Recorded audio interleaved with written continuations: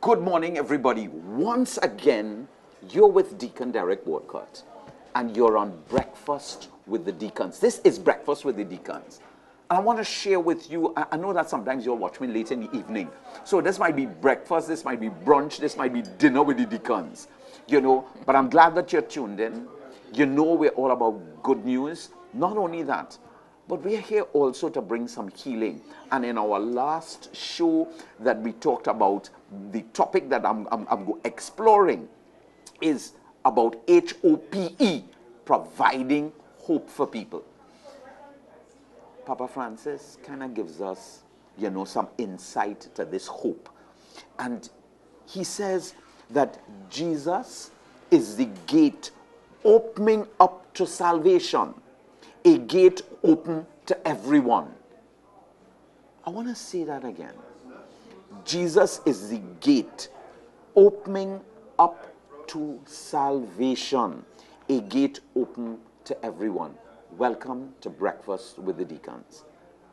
Thank you for tuning in to Trinity. Now, Trinity Television is not only being transmitted in Trinidad and Tobago. It's everywhere that there's the Flow network, everywhere that you have cable, everywhere that you can get onto the internet. We're on Facebook. So I want you to go to tcntt.com. I want you to go to download the app Trinity Broadcasting from Google Play. You can get us also, on Apple and Android. Just go to tcntt.com and download the app. And you can even get us on Trinity Radio. This is a new part of the family where, we're dealing with issues like this. Today, it is again my pleasure to introduce Lorraine Pouchet.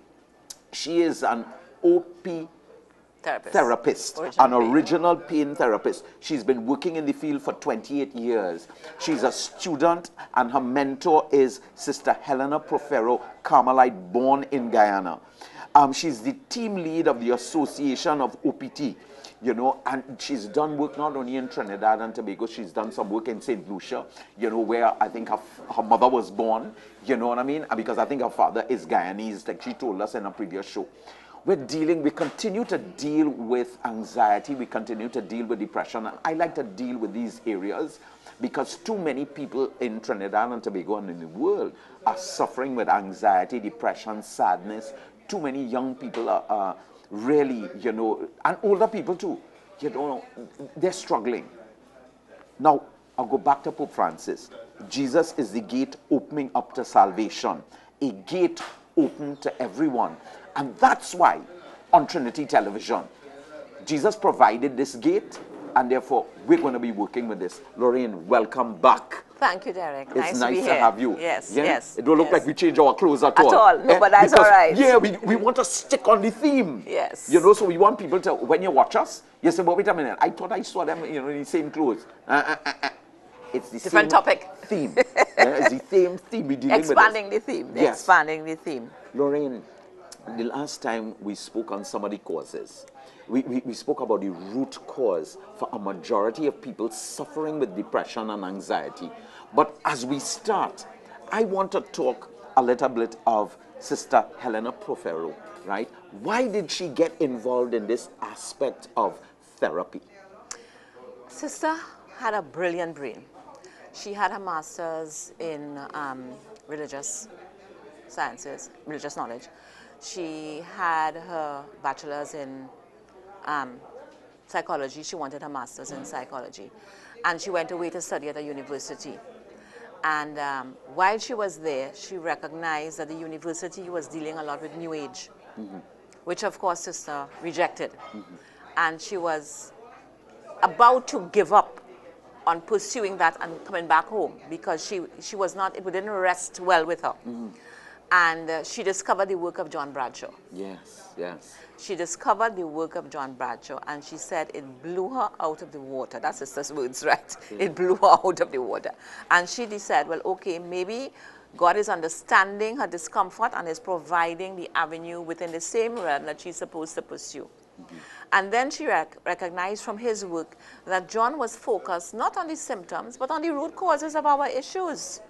And that led her into really continuing her work so that she could become qualified, but also in understanding his work by John and Alice Miller and all these other people who dealt with the inner child and understood that most of our behaviors as adults was unresolved issues from childhood, okay?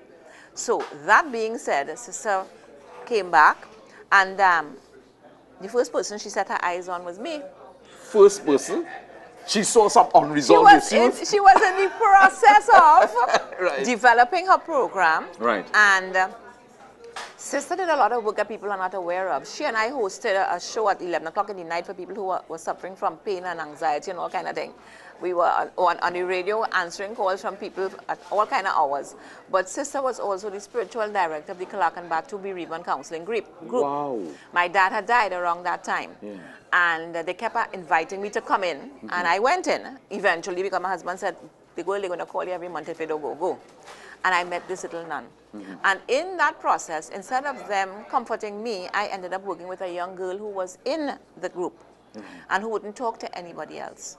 And she spoke about, it was her sister who had committed suicide. The reason for it was that the stepfather had sexually abused her. Oh, good gosh. But the stepfather had also sexually abused the child who was in front of me. And she was the older one, never spoke about it. So she was carrying guilt, all right? But I was able to get her to open up and then say to her, listen, I'm not a professional, you need to talk to sister. Because sister was the director of the group. And coming out of that interaction, she said to me, you have a gift for counseling, you're going to come to my course, the next course. And I started working with her. Now, the John Bradshaw's work starts from infancy. It doesn't start from in the womb, but we recognize, based on research that we started to do, that a lot of the root causes were in the womb. So that first part of the course is with sister and I talking to people, interviewing people, doing research inside the brain by Ronald Kotulak, all those things for us to get an understanding of what was happening. And that is how original pain therapy came out. Interesting, John used to call his work original pain therapy. Yeah. Ours was a hybrid. Right. So we had to actually write him and ask You him. wrote him? Of course, we wrote John Bradshaw. And we had to ask him for permission because we were trying to find a name to call our work because it was not essentially totally his. Right. We now had a hybrid of it. Right. And so we had to write him and ask him, please, can we have permission to utilize your work and to continue calling it original pain therapy? And we sent him the work that we had done.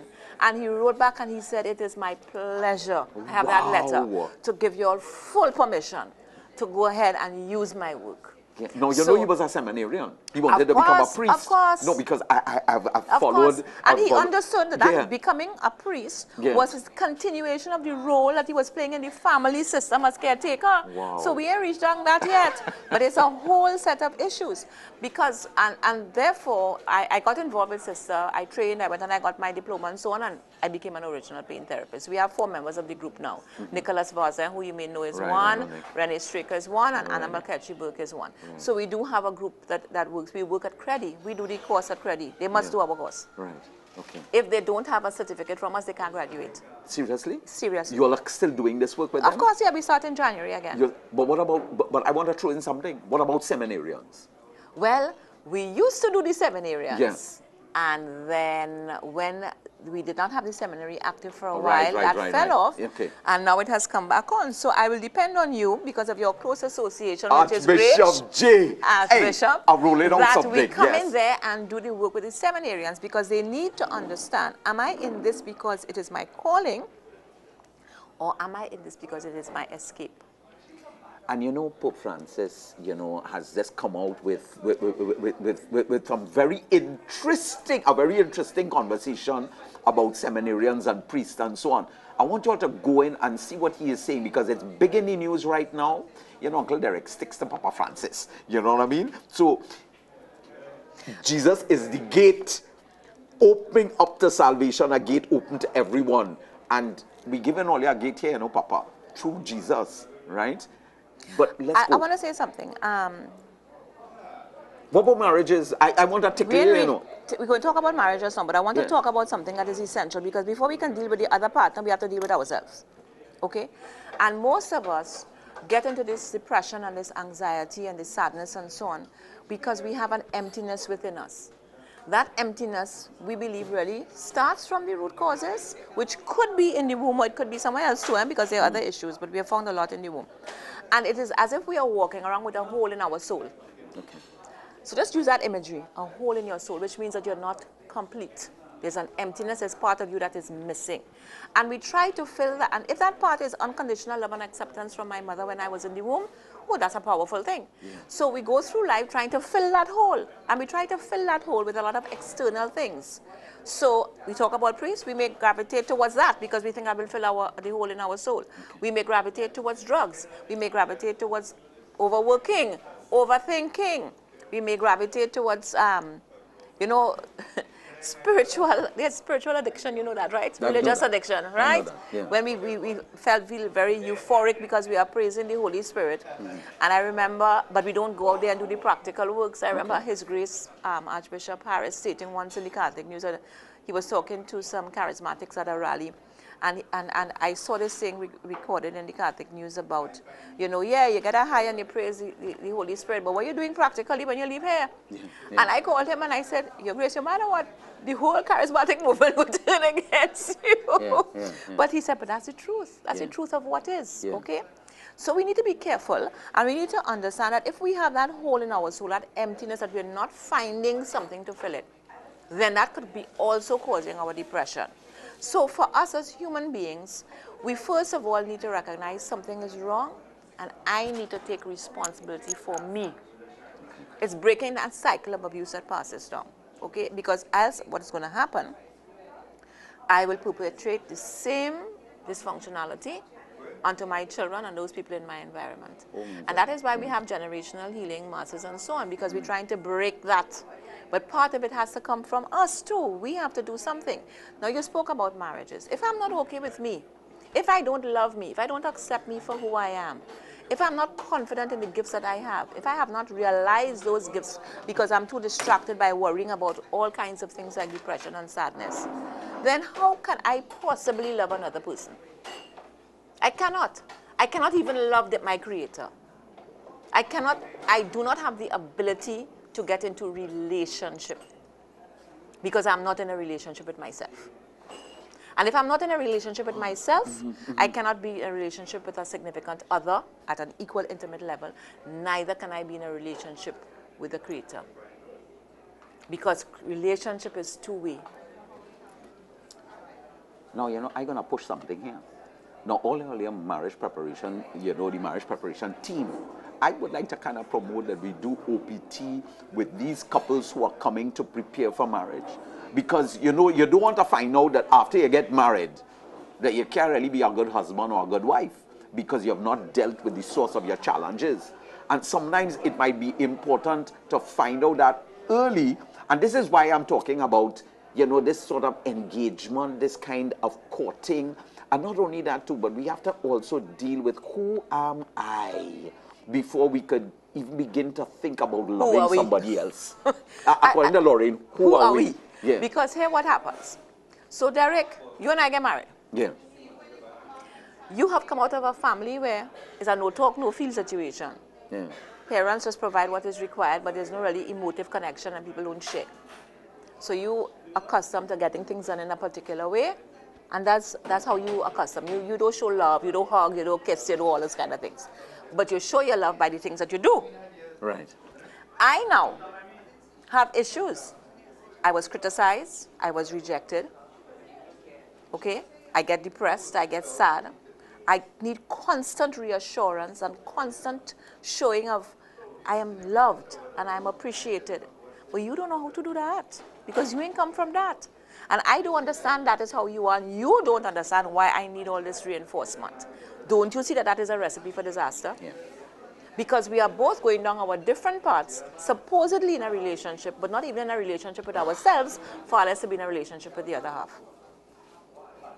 And that and what you are saying is very true about marriage preparation, because when Sister was alive, she died 3 years ago. When Sister was alive, Sister always said, we should be doing this for marriage preparation. We give talks, 1-hour talks for couples. That's not good enough.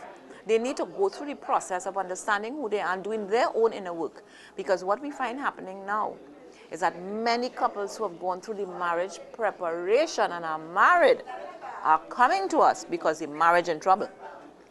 And the marriage is in trouble not because they don't want it to work, but because they're at variance with each other and they're fighting each other. And it's, just get this image in your mind. Me, Lorraine, and my inner child. My inner child who has issues of depression and sadness from in my mother's womb. But another thing at my inner child, I have two issues of what I call original pain. One was when I was 6 years old, I was sexually abused by a friend of my father's. So I also have those feelings of helplessness, being in that type of situation.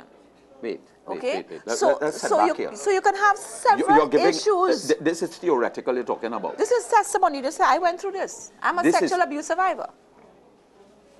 Are you looking on? We're dealing with real things here. This is real life. This is real life. And Deacon Derek here sitting, I mean, I do my own, well, I'm a spiritual director, you know, studying for 2 years with Father Bill Jerima, who's also a clinical psychologist, you know, and coming out of spiritual direction and spiritual journeying and spiritual counseling. We recognize that exactly what Lorraine is talking about. So many of our society today, some of you looking on, have been sexually abused as children. And they need to talk it out. They need men and boys, women. you know, sexually abused, and the trauma that you're experiencing brings on that anxiety, that depression, that sadness, because sometimes, you know, we kind of hide that away. We kind of put that away because we don't even want to think about it and think about our journey. But I want to hush up. Lorraine is on the floor. I want to take you up on something that you said there. Statistics, stats over the years have shown that 1 in 4 women will be sexually abused by the time they hit 18. We have seen it coming down to 1 in 2 or 3. No, Lorraine. Males was 1 in 7. We have seen it come down to 1 in 6, sometimes bordering on 5. And I want to share with you, there was this young man who was in a confirmation class. This is several years ago. And I did the talk with them and so on, and they came to me to be individually assessed and so on. And this young man, when I asked him to draw a picture of how he saw himself, it was half male, half female. So immediately I recognized this child has some, and he's 15, 16, so he has some serious identity problems, which was causing a lot of anxiety within him. And when I did the work with him, what I discovered is that when he was about 7 years old, his uncle had interfered with him in a sexual way. And he had liked it because it was the attention that he was getting that he wasn't getting in the home environment. So he had feelings of guilt that it felt good, but somewhere deep within him was also that feeling that this ain't right. This ain't right. But what it did was confuse him as to what is his exact orientation. And when we dealt with the whole original pain of that and him understanding that that was inappropriate for him at that time and was messing up with his sexuality, okay, he did his work, and I can tell you he's married with 2 kids now. Amen. So a lot of our issues come from our what we have experienced, okay? And if we don't get back to that root cause and work it out and work it through and grieve the loss, because original pain therapy is grief work. We have to grieve the loss of what we did not have that we needed to have. All he needed at 7 was to feel safe, to feel comfortable, for people to love him for who he was and not to mess with him. That's what he needed. He didn't get that. He had a mommy and daddy who were fighting, had no time for him, and an uncle who gave him attention in an inappropriate way. We're dealing with depression, anxiety. We're dealing with some root causes. So can you imagine if he didn't have that intervention? No, I can't. What we would be dealing with now? Yes. In that young man? Yeah. He probably would have been trying girls, boys, all kinds of things, not knowing who he was, lost all over the place, depressed, sad, 42%. 42%. They're showing that 42% of all those who suffer with identification of their own sexuality were abused as children. Put that in your pipe and smoke it. We're not just dealing with what we hear, what we see. These are statistics. Lorraine has been working in this area for over 28 years. Uncle Derek, I don't even want to give him an age. Do you understand? But I have no problem with that either, because dealing with these issues, dealing with also family challenges, you know, cousins, you know, brothers, aunts, uncles, and them all sharing their experiences. We talk in reality. We're going back to OPT. We got to talk about this. We have a number of shows that we're going to be dealing with original pain therapy, the source of probably the depression, the anxiety, the sadness, how you're feeling, hiding your own selves, putting up these masks, unsure of your sexuality, unsure of your marriages, unsure of your vocations. We want to deal with this. You're watching Breakfast with the Deacons. We're going to be doing some shows. Look on. And we want to tell them that we're going to be dealing with and setting up our own Northern Vicariate place Support where you can group. get, and you can support group. For We want to let you depression know. and anxiety. Sharon talked about South is ready. She talked about the Central Vicariate. They have a team. We want to talk to you about those in the North. And let us aim to start this in January, because there are just too many people outside there who are really, really hurting and really in pain. Schools, you're watching it. Yeah. Right? We need to be able to do talks to schools. We need to be able to reach out to a lot of our young people. And don't tell me about adolescents. We have to start talking to these kids when they're in SEA, because the pressure that we put on our kids in SEA is unbelievable. Children are cutting younger and younger, and it's because of the stress levels that they're experiencing at those ages. No, but you know, you spoke about this young man who wasn't getting attention from daddy and mommy. You know, right now, the attention is being gotten from this. Oh, that's a whole program. You know what I mean? This is what, no, I'm not knocking Peppa Pig. You know, I'm not talking about all the, but we have children whose parents, in terms of that whole emotional Derek, now. This is the phone. Mommy is waiting to go into somewhere. She has a little 6-month-old with her or 8-month-old with her. He or she is crying. She turns it on and she gives it to him to look at it, to occupy him and distract him. What she does not know is that little one's brain is still being wired. And that is affecting the wiring of the brain. And that child is now becoming addicted to that. But you have some children who can't go to sleep without that, you know. Exactly. And they have some children who will attack their parents because they take it from them. So it is addictive, but it also is messing with the way the brain functions and their ability to achieve. Because once we have an addictive type of behavior, we have a whole 24 hours in a day. You know what the research is showing? That we as adults, we check our phones 300 times a day. Let us end with that, and we can talk about this next time. Breakfast with the Deacons. We still have some more time, you know, so we will not talk about this, but you realize what we're trying to do. We're trying to go back to some of the root causes. Some of you modern parents, what are you doing in terms of what kind of nest are you building? What kind of child are you forming? Are we going to be seeing your child in the next year, 2, 3 years, or maybe even less than that, suffering with depression, suffering with anxiety, because we didn't have that isolation, emotional connection? We're dealing with root causes here. But we have some more time before we go to show number 3. Okay. Let's go back to that womb, because you were talking about, you know, the last time the serotonin, you were talking about things like that. We're talking about the root causes from in the womb. We're hearing now that the child sometimes, I remember last show you talked about the child who was aborting itself because they recognize, you know what I mean, that I'm not loved. My mother rejects me. She might be rejecting me because of her own career, or daddy might be rejecting me. So I want to focus on daddy, because we spoke about mother a lot. What about the mother not getting that support? Because what we were saying is that, yeah, daddies come and daddies are connected, and sometimes we feel that they're only there after birth. But what you're saying is before. Before is critical, because you see what happens is that I have 4 kids. And thank God, my husband was one of those men that be walking down Frederick Street and he rubbing my belly and I feeling embarrassed and he's seen as my child, you know. But the child knows from that interaction, hey, daddy is part of this thing, daddy loves me too. And what you find happening is that most women are carrying the babies for the 9 months as if it's they alone having this child. You know, daddy working, he bringing home the money, but he not really talking to that baby. He not really connecting to that baby. How important is that? Critical. Because you remember, humans learn from the role modeling in our environment.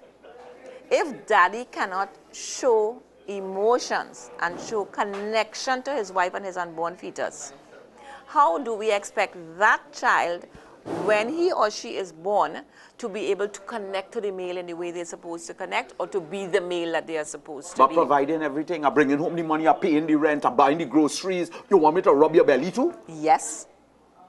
And I want you to talk to me inside of there. And I want you to play nice music for me. And I want you to make me feel happy in there, because I am already part of the family from the moment of conception. I'm already part of this family from the moment of conception. And if, as male, you are the head of the household, then you need to step up to the plate.